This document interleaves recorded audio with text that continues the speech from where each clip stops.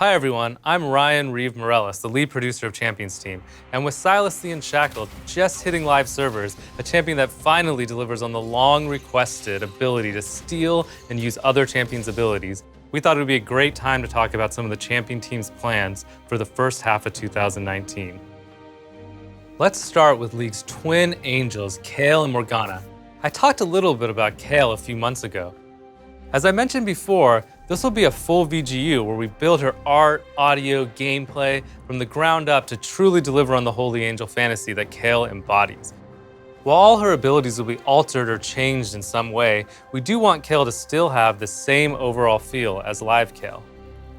For one, we will be keeping her an auto attack focused champion and building her kit around a core auto attack pattern. We also want to enhance the feeling of starting as a melee ranged champion and then ascending over the course of the game into a ranged hyper carry.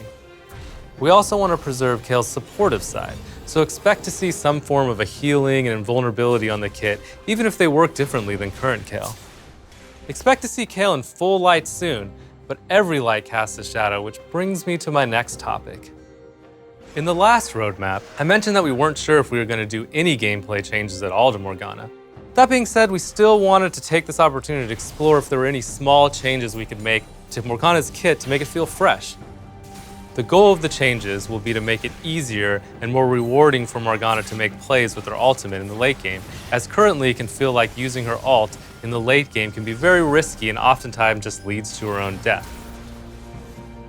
Morgana is a champion loved by many players, and we wanted to give her new visuals, VO, animations to really make the Fallen Angel theme shine when she finally steps out of the shadows later this year. But now, it's time to talk about stuff that hasn't been announced yet. We have been hard at work on a whimsical new support champion. It's been a long time since we have released a more traditional Enchanter support, the last release being Nami.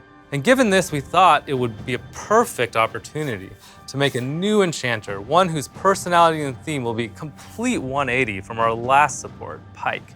While the new champion will be more traditional support, it won't be completely by the book, so as always, expect some new mechanics to get attached to as well. So now that that's out of the way, let's take the roadmap somewhere a bit more malicious and way more metal.